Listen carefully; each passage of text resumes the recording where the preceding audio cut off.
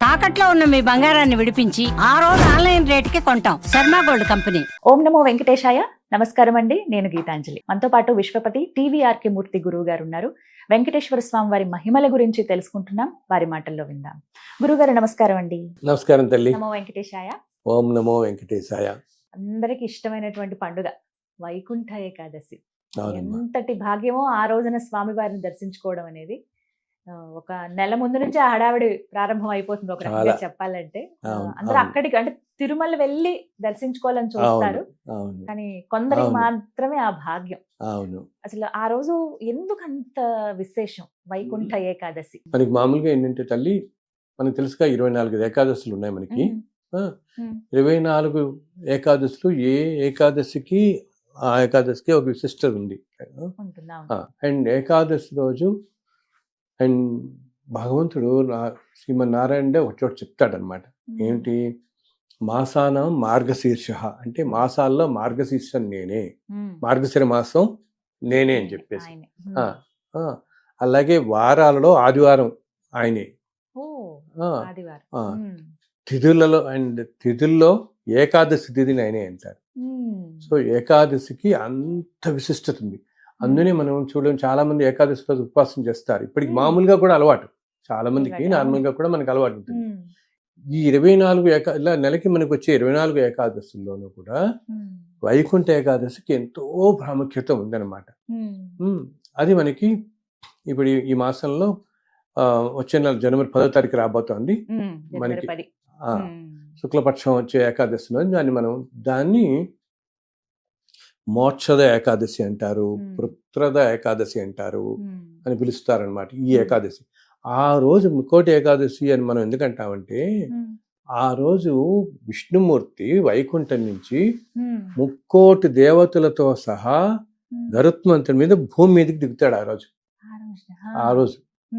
స్వామివారు శ్రీమన్నారాయణుడు వైకుంఠం నుంచి 3,000,000 దేవతలతో కలిసి భూమి మీదకి దిగే రోజు కాబట్టి అంత పవిత్రత అనమాట ఆ రోజుకి.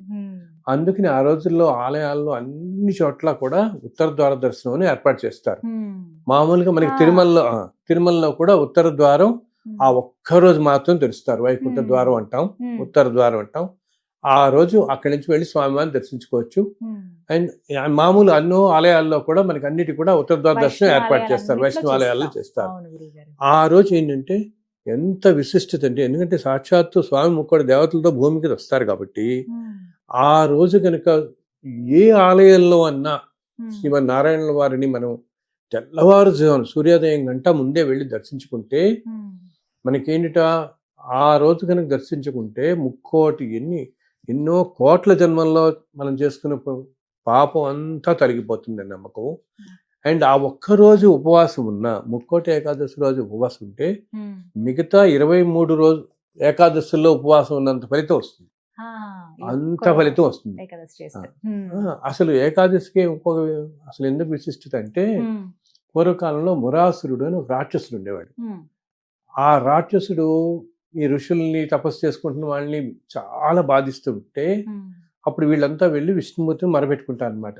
స్వామి, రాక్షసుడు మమ్మల్ని చాలా బాధ పెడుతున్నాడు, మీరు ఆ బాధ నుంచి మమ్మల్ని కాపాడండి, ఆ రాక్షసుని సంహరించి అంటే విష్ణుమూర్తి వచ్చి ఆ మురాసురుడితో 1000 సంవత్సరాల పాటు భీకరమైన యుద్ధం జరుగుతుంది. అప్పుడు స్వామివారు కాస్త అలసిపోయి ఒక గుహలోకి వెళ్ళి కాస్త పడుకుంటారు. ఆయన బదరీ ఆశ్రమం దగ్గరలో ఒక గుహలో కాస్త విశ్రాంతి తీసుకుంటారు. అప్పుడు ఇతను మళ్ళీ వస్తాడు. అప్పుడు ఏం చేస్తారు, అప్పుడు స్వామి సంకల్పం నారాయణుల వారి సంకల్పం చేత మహావిష్ణువు నుంచి ఒక యోగ మాయ, ఒక కన్యా రూపంలో వెళ్ళి, ఒక దేవతా రూపంలో వెళ్ళి ఇతన్ని సంహరిస్తుంది, ఈ రాక్షసుని. సో ఆ రూపానికి స్వామి ఎంతో అది 11వ రోజు అనమాట మనకి తిథిలో. దానిని అప్పుడు ఏకాదశి అని నామకరణం చేస్తాం. సో అందుకని స్వామి ఏం చేస్తారంటే, ఆ ఏకాదశికి ఆవిడికి, ఆ దేవతకి కూడా ఈ విధంగా అనుగ్రహిస్తాడు. ఎవరైతే ఏకాదశి రోజు ఉపవాసం ఉంటారో వాళ్ళకి ఎంతో పుణ్యఫలం లభిస్తుంది అని చెప్పేసి.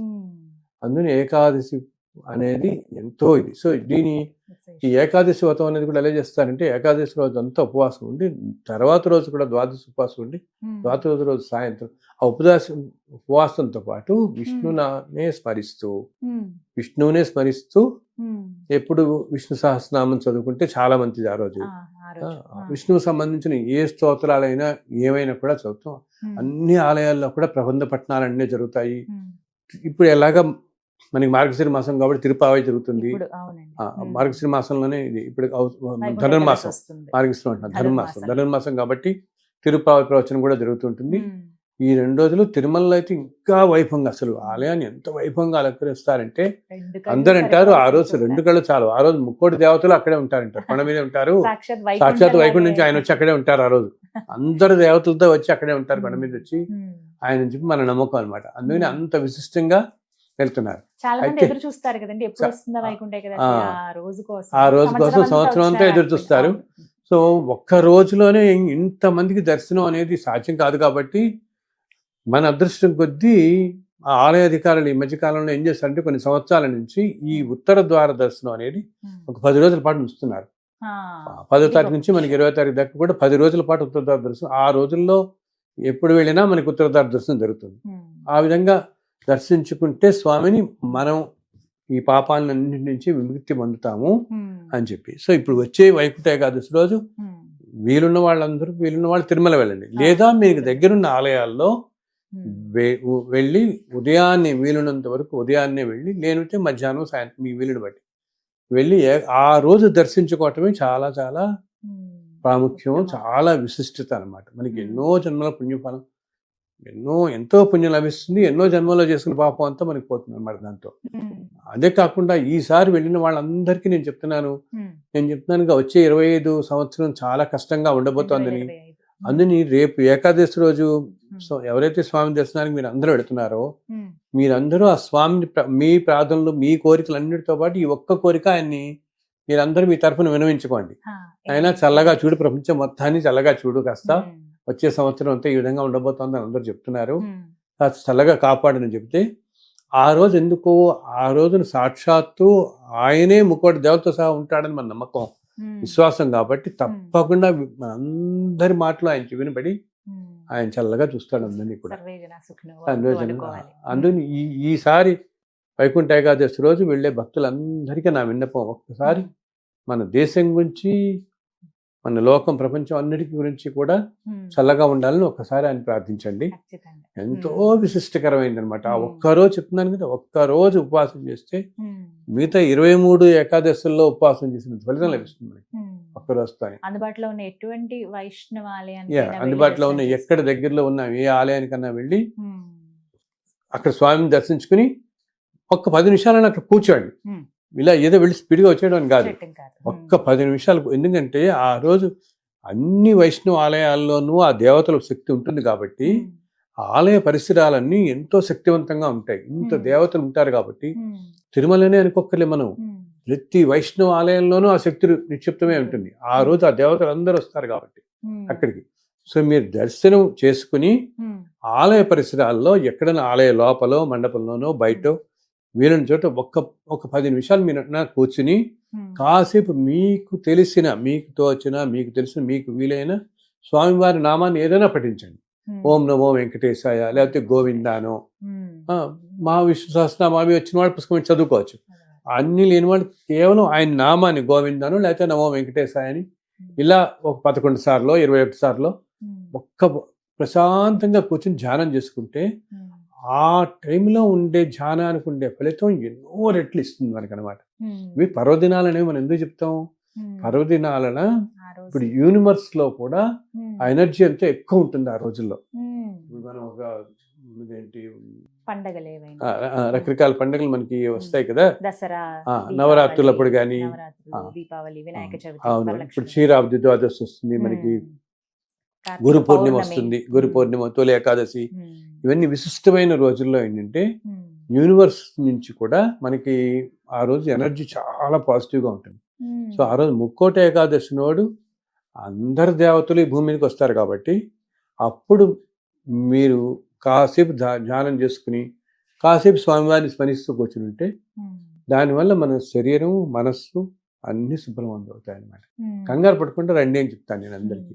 ఒక ఆలయాలు ఇంకా ఏంటి, ఒకవేళ ఏదైనా అనారోగ్యాల వల్ల ఏదైనా వీలు కాక వెళ్ళలేని వాళ్ళు ఉంటే ఇంట్లోనే కూర్చుని కేవలం భావన చేసినా చాలమ్మా. భావానికి ఉన్నంత ప్రధాన ఈ విశిష్టత ఇంకోటి లేదు. స్వామివాడు ఎంతటి కరుణామయుడంటే మనం ఆ భావనతో చేసినా అంతటి ఫలితాన్ని నీకు ఇస్తాడు.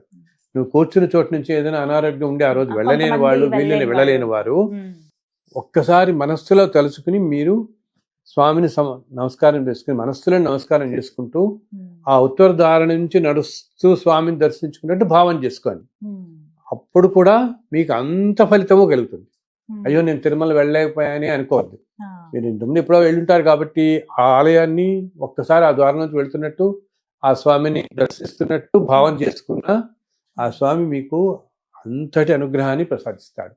తప్పకుండా ఎవరు మిస్ చేసుకోవద్దని చెప్పి గొప్ప అవకాశం ఇది, స్వామిని కొలుచుకునేటువంటి భాగ్యం ఇది. తేలిక, ఎంతో తేలిక ఉపాయం అన్నమాట. చెప్పారు కదా, ఆ రోజు నిజంగా ఒక పండగ వాతావరణం ఉంటుందండి. ఖచ్చితంగా అన్ని ఆలయాల్లో కొన్ని వేల మంది చక్కగా అలంకరిస్తారు ఆలయాలన్నీ కూడా, చిన్న పెద్ద తేడా లేకుండా అందరూ వస్తూ. అవునవును.